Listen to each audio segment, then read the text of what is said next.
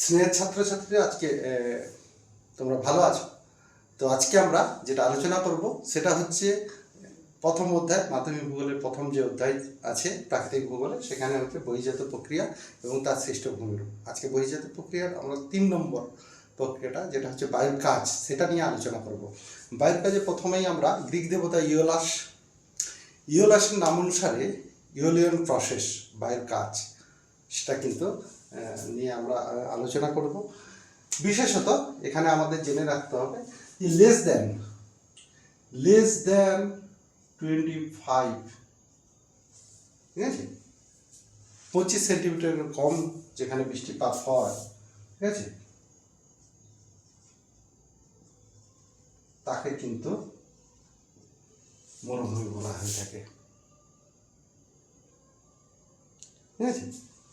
আর যেখানে 25 থেকে 50 সেন্টিমিটার পর্যন্ত বৃষ্টিপাত হয়ে থাকে সেটাকে মরুপ্রায় অঞ্চল বলা হয়ে থাকে। আর একটা হচ্ছে উন্মুক্ত মরুপ্রায় অঞ্চল যেটা রয়েছে, উন্মুক্ত অঞ্চলে সেইটা আমরা দেখতে পেয়ে থাকি। তাহলে 25 সেন্টিমিটারের কম বাৎসরিক বৃষ্টিপাত তাকে মরুভূমি অঞ্চল বলা হয়ে থাকে।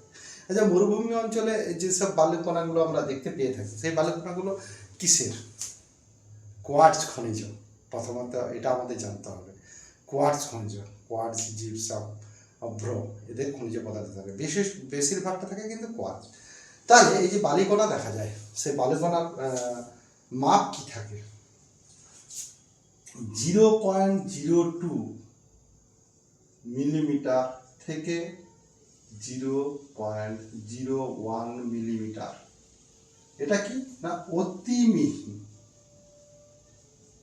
এটা অতি মিহি বালুকণা। 0.01 থেকে 0.5 মিলিমিটার পর্যন্ত মিহি, আর 0.5 থেকে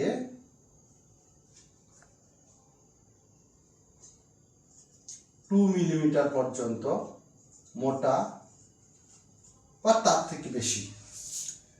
তাহলে আমরা কি দেখতে পেলাম যে অতি মিহি বালুকণা, মিহি বালুকণা এবং মোটা যে বালুকণা রয়েছে, সেই মোটা বালুকণা আমরা দেখতে পেয়ে গেলাম। তাহলে তার কি বিষয়টা রয়েছে সেটা আমরা জানলাম। তারপরে আমরা সাহারা মরুভূমির নাম জানি। ভারতবর্ষে যে মরুভূমিটা রয়েছে সেই মরুভূমি হচ্ছে থর মরুভূমি। সেটা কিন্তু শুধু ভারতবর্ষে নয়, সেটা পাকিস্তানেও কিন্তু বিস্তৃত। আর পৃথিবীর সব থেকে বৃহত্তম যে মরুভূমি সেটা কিন্তু হচ্ছে কোথায় না সাহারা মরুভূমি, দক্ষিণ পশ্চিম এশিয়াতে অবস্থিত সাহারা মরুভূমি। আমাদের এছাড়া যেসব দক্ষিণ গোলার্ধে যে অবস্থিত বৃহৎ অস্ট্রেলীয় মরুভূমি রয়েছে, আর সব থেকে শীতলতম মরুভূমির নাম কি না গোবি মরুভূমি, সেটা আমরা সকলেই জানি। এবার এই বালুকণা সৃষ্ট এই যে মরুভূমি, এই মরুভূমিকে বিভিন্ন জায়গায় বিভিন্ন নামে ডাকা হয়ে থাকে। যেরকম সাহারা একে আমরা আর্ক বলে থাকি, তুর্কিস্তানে আমরা একে কুম বলে থাকি। তাহলে এখানে কি হচ্ছে, এখানে আমরা দেখতে পাচ্ছি আর্ক, এটা সাহারা মরুভূমি অঞ্চলে আমরা আর্ক বলে থাকি।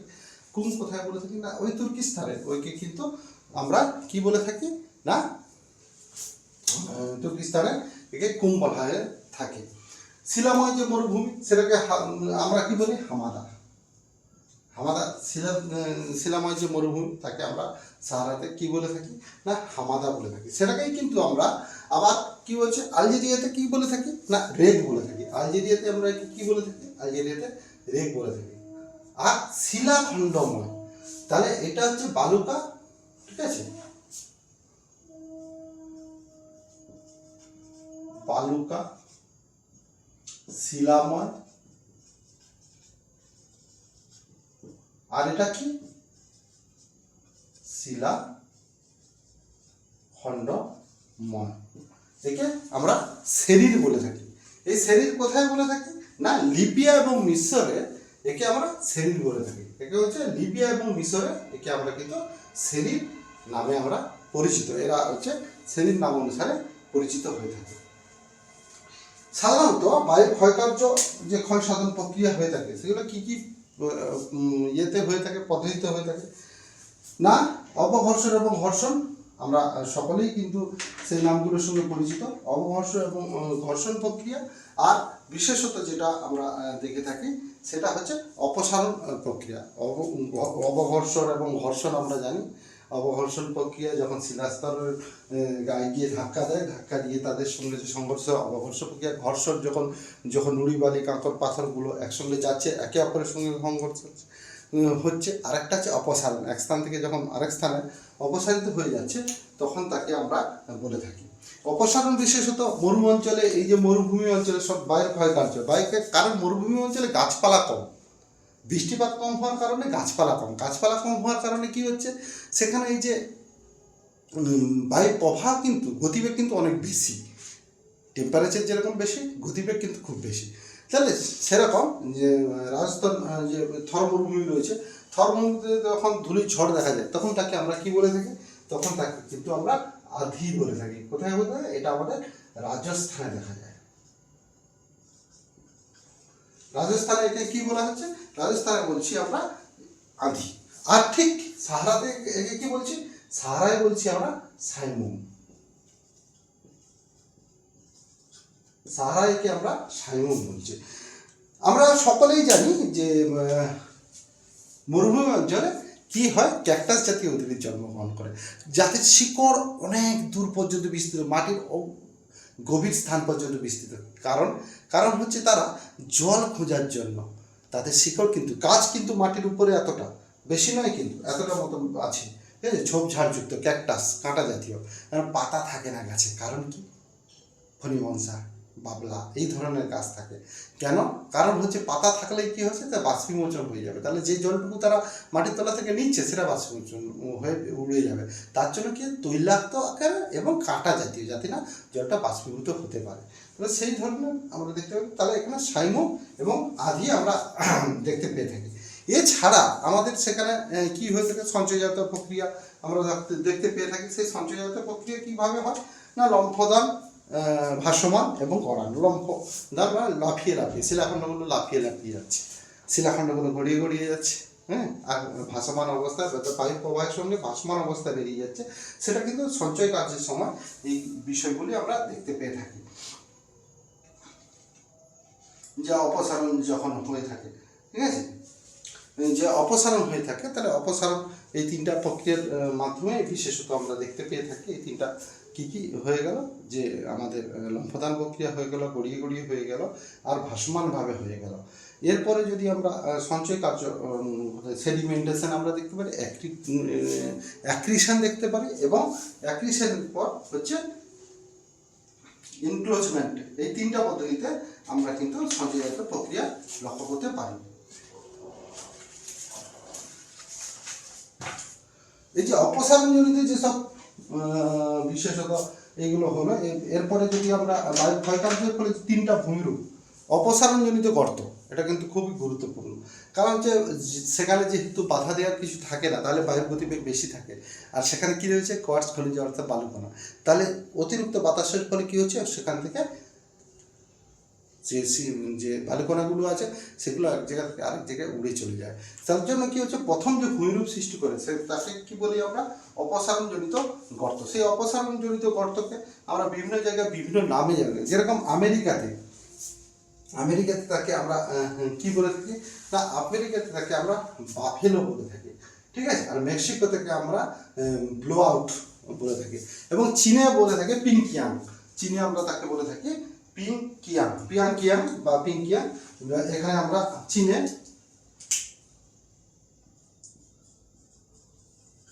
পিয়াংকিয়াং, এটা কি, এটা চীন। বাফেলো কোথায় না, ইউএসএ, ঠিক আছে। আর ব্লো আউট কোথায়, মেক্সিকো, ঠিক আছে। এইখানটায় আমরা অপসারণজনিত গর্ত দেখতে পেয়ে থাকি। তারপরে যেটা দেখতে পেয়ে থাকি সবই গুরুত্বপূর্ণ, আমরা বিভিন্ন, যাকে আমরা বলি গারা এবং গৌর। সারা মরুভূমিতে গারা বলে থাকি, আর আমাদের এখানে গৌর বলে থাকি। আমরা সকলেই জানি এই গৌর ভূমিরূপ, অবশ্যই আমরা সকলে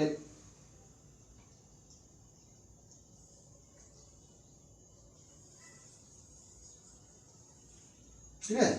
এখানে কি হচ্ছে, যে কঠিন শিলাস্তর এবং নরম শিলাস্তর একে অপরের সাজ্জিত অবস্থায় থাকা, বায়ু প্রবাহ গতিবেগের ফলে কি হয়েছে, এই অংশটা নরম শিলা থাকার জন্য ক্ষয়ীভূত হয়ে গেছে, যাকে আমরা মাশরুম রক বলে থাকি, যাকে আমরা ব্যাগের ছাতা বলে থাকি।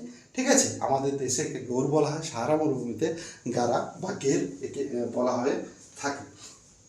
তারপরে যে ভূমিরূপটা আমরা পেয়ে থাকি সেটা কি হচ্ছে, জুইগ্যান।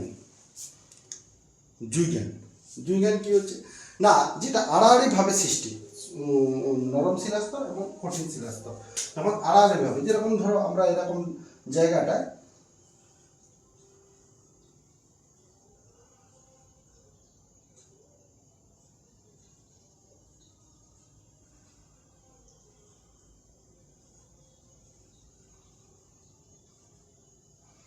এইগুলো হচ্ছে কি আড়াআড়িভাবে সৃষ্টি, একে আমরা কি বলে থাকি না, এখানে কঠিন শিলাস্তর রয়েছে, তারপরে দেখো নরম শিলাস্তর হয়ে গেছে, কঠিন শিলাস্তর রয়েছে, একে কি বলে থাকি আমরা, একে আমরা বলে থাকি কি না, একে বলে থাকি আমরা জুইগ্যান। আর যখন বায়ু প্রবাহের সঙ্গে ঠিক আছে উলম্বভাবে আমরা বায়ু প্রবাহের সঙ্গে বায়ুর গতিবেগের সঙ্গে কঠিন কর্মস্থল উলম্বভাবে অবস্থান করে, তখন তাকে আমরা কি বলে থাকি না, এখানে জুইগ্যান পেলাম, তাহলে এইখানে আমরা ইয়ারদান পেয়ে থাকি। এটা একটা মুছে দিচ্ছি।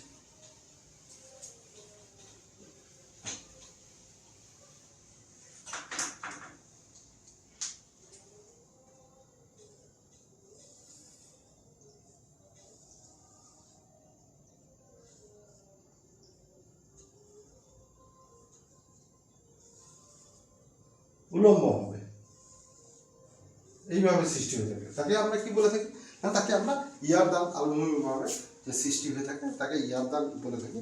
আর পেডিমেন্ট অবস্থা যে ভূমিরূপের শেষ পর্যায়ে দেখা যায় যে মরুভূমি অঞ্চল ভূমির কার্যের ফলে শেষ পর্যায়ে যখন উঁচু ঢিবির মতো ভূমিরূপ আমরা দেখতে পাই, একদম শেষ পর্যায়ে সমতল ভূমি সৃষ্টি হচ্ছে, হঠাৎ কোনো একটি জায়গায় এরকম একটি উঁচু ভূমিরূপ দেখতে পাই, একে কি বলে থাকি, একে বলে থাকি আমরা কিন্তু কি না, ওকে ইনসেল বার্চ বলা হয়ে থাকে সবার শেষ পর্যায়ে। তাহলে আমরা ইনসেল বার্চ করতে পারি, ইয়ারদান এবং জুইগ্যান করতে পারি, বা অপসারণজনিত গর্ত। তাহলে একটু লিখবো, একটু কি করব, একটা ছবি আঁকবো, একটু উদাহরণ দেবো, তাহলে কিন্তু আমার এই তিনটা কমপ্লিট হয়ে যাবে। তাহলে বায়ু ক্ষয়কার্যের ফলে গঠিত যেসব ভূমিরূপগুলো আছে সেই ভূমিরূপগুলো আমরা পেয়ে গেলাম।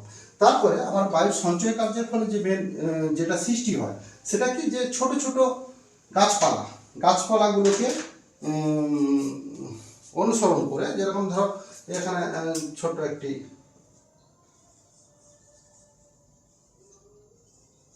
এরকম কাজ রয়েছে, তাহলে এখানে বায়ু প্রবাহের ফলে কি হচ্ছে না, বালি এসে এখানে বালি জমা হয়ে যাচ্ছে, বালি জমা হয়ে এখানে কি হচ্ছে, বৃহৎ আকারে বালি জমা হয়ে না এখানে বালিয়াড়ি সৃষ্টি করছে। তাহলে বায়ুর সঞ্চয় কার্যের ফলে প্রথম যে ভূমিরূপ সৃষ্টি হয় সেটা কিন্তু হচ্ছে কি বালিয়াড়ি। ঠিক আছে, আর সেকেন্ড এই বালিয়াড়িকে দুটো ভাগে ভাগ করছি, সেখানে আমরা কি করছি, সেখানে বায়ু প্রবাহ দিক অনুসারে না এরকম অর্ধচন্দ্রাকৃতি আমরা কি দেখতে পাচ্ছি না, অর্ধচন্দ্রাকৃতি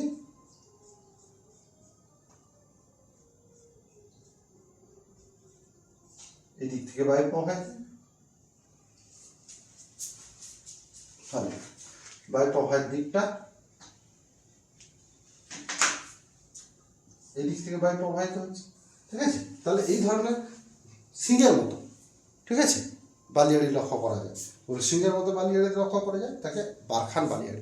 ভবিষ্যতে কি হচ্ছে, এই বারখান বালিয়াড়ি এইভাবে প্রবাহিত হতে হতে এটা কি হচ্ছে না, শিব বালিয়াড়িতে পড়ে যাচ্ছে, অনুদৈর্ঘ্য বা শিব বালিয়াড়িতে পরিণত হয়ে যাচ্ছে। এই বালিয়াড়িগুলোই শিব বালিয়াড়ি হিসাবে লক্ষ্য করা যাচ্ছে। বিভিন্ন স্থানে তাদের বিভিন্ন নামে পরিচয় আমরা লক্ষ্য করতে পারি।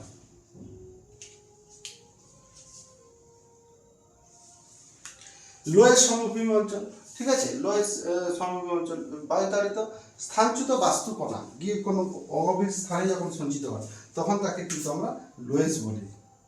লোয়েস এবং লোয়েসেই, এই লোয়েস সমভূমি আমাদের সৃষ্টি হয়, সেটা কি হচ্ছে লোয়েসে, লোয়েসকে চীনে কি বলা হচ্ছে, চীনে কিন্তু বলা হচ্ছে লোয়েসে, আর বেলজিয়ামে একেই কিন্তু বলা হয় লিমন। বেলজিয়ামে একে বেলজিয়ামে লিমন বলা হচ্ছে। ঠিক আছে, আর চীনে একে কি বলেছে লোয়েসে, আর ভারতবর্ষে একে লোয়েস বলা হয়। ঠিক আছে, এটা কি করছে না, এটা সঞ্চয় কার্যের ফলে যে স্থানচ্যুত হয়ে আমরা অনেক সময় একটা টিকা পড়ে লোয়ের সমভূমি, তাহলে সেটা আমাদেরকে জানতে হবে। বায়ু এবং জলধারা মিশ্রিত হয় এই যে প্লায়া, শর্টস এবং ধান আমরা যেটা দেখতে পাচ্ছি, তাহলে এইখানটায় বায়ু প্রবাহ এবং জলধারা একসঙ্গে যে মিশ্রিত হয়ে যে ভূমিরূপগুলো সৃষ্টি করে থাকছে, সেই ভূমিরূপগুলো কি কি ভূমিরূপ আমরা দেখতে পেয়ে থাকি, সেখানে কি কি দেখতে পাই। মরু অঞ্চলে তো বৃষ্টিপাত হয় না বললেই চলে, কিন্তু হঠাৎ করে যখন বৃষ্টিপাত হয় তখন অগভীর অঞ্চলগুলো জল ভরে যায়, সঙ্গে সঙ্গে জল ভরে গিয়ে সেখানে বন্যা পরিস্থিতির সৃষ্টি হয়, কিন্তু তার মানে দু একদিন পরেই দেখা যায় সেটা শুকিয়ে যায়, শুধুমাত্র সেখান দিয়ে যে জল প্রবাহিত হয়েছিল তার একটা রেখা বা চিহ্ন পড়ে থাকে। সেই সব একে কি বলা থাকে, তাকে কিন্তু আমরা ওয়াদি বলে থাকি, তাকে আমরা কি বলে থাকি, ওয়াদি। এই ধরনের যে ভূমিরূপ আমরা দেখতে পাই। তারপরে আমরা কি দেখতে পাই না, পেডিমেন্ট। পেডিমেন্ট কথার অর্থ কিন্তু আমরা জানি, পেডি মানে পাদদেশ আর মন্ট মানে পাহাড়। পাহাড়ের পাদদেশ অঞ্চলে, অর্থাৎ বায়ু পাহাড়ের পাদদেশ অঞ্চলে যে ক্ষয়কার্যের ফলে গঠিত যে সব শিলা চূর্ণ বিচূর্ণ হয়ে আসছে বা বালুকণাগুলো আছে পাহাড়ের তলদেশে এসে জমা হচ্ছে, সেইখানটায় কিন্তু তাকে পেডিমেন্ট বলা হয়ে থাকে, তাকে আমরা পেডিমেন্ট বলে থাকি।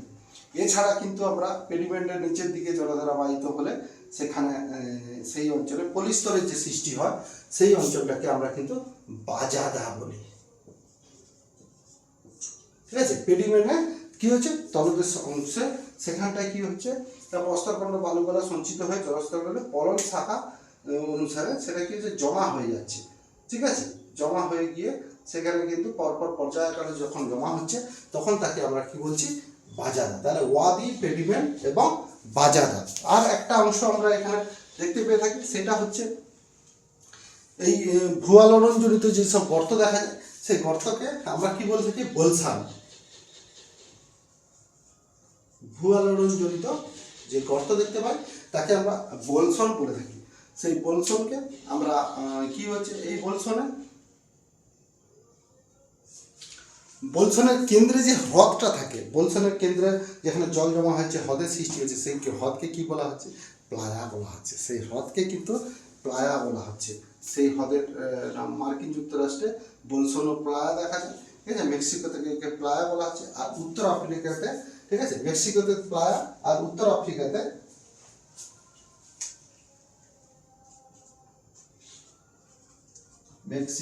প্লায়া,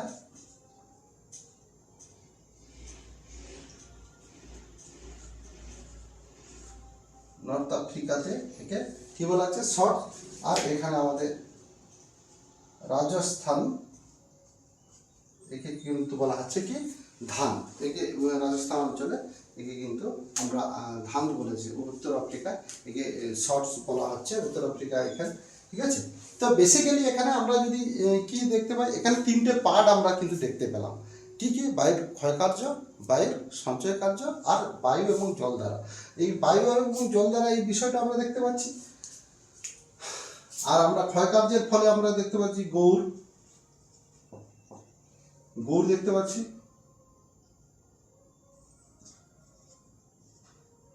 এয়ারদাং,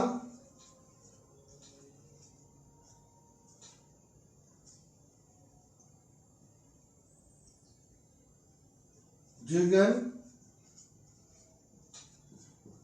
ইনসেলবার্চ, আমরা লক্ষ্য করতে পারি। আর সঞ্চয় কার্যের ফলে কি দেখছি, বালিয়াড়ি, সেখানে কি দেখতে পাচ্ছি, বারখাল, শিপ, বালিয়াড়ি আর লোয়েস। তাহলে এই তিনটে পার্টে একে আমাকে মনে রাখতে হবে। তাহলে একটা পার্ট এখানে কি হলো, অপসারণজনিত এখানে গর্ত রয়েছে, আর এটা সঞ্চয় কার্যের ফলে। আর এইটা হচ্ছে কি না, নদী এবং নদীর জলধারা এবং হচ্ছে বায়ুর ক্ষয়কার্যের ফলে যে গঠিত ভূমিরূপগুলো লক্ষ্য করা যায়। এখান থেকে আমাদের যেরকম বলবে সেরকম তিনটে করে ভূমিরূপ আমাকে দেখাতে হবে। এখান থেকে কিন্তু শর্ট কোশ্চেন অনেকগুলো আসতে পারে, যেরকম আমরা আর কোন কোথায় বলা আছে, হামাদারে কি, শেরির কি, সাইমুম, আধি, বাফেলো, ব্লো আউট, গারা, গৌর, ঠিক আছে, বোনহাট, লোয়েস, লোসই, প্লায়া, শর্টস, ধান। এখানে কোথায় কি বলা হয়, এখানে কিন্তু শর্ট কোশ্চেন, দুটো শর্ট কোশ্চেন কিন্তু পাওয়া যেতে পারে। আর বিশেষত আমরা কি পেতে পারি, প্লায়া পেতে পারি, প্লায়া হথ পেতে পারি, বারখান বালিয়াড়ি কাকে বলে 2 নম্বরের জন্য আমরা পেতে পারি, পেডিমেন্ট, বাজাদা, এগুলো কিন্তু পেতে পারি। মানে বেসিক্যালি এই বায়ুর ক্ষয়কার্য থাকে, যদি একটা বড় কোশ্চেন থাকে তাহলে 5, দুটো শর্ট কোশ্চেন থাকতে পারে, একটা 2 নম্বরের কোশ্চেন থাকতে পারে। তাহলে 9 নাম্বার থেকে 10 নম্বরের কোশ্চেন কিন্তু এই অংশটা থেকে আসার চান্স রয়েছে।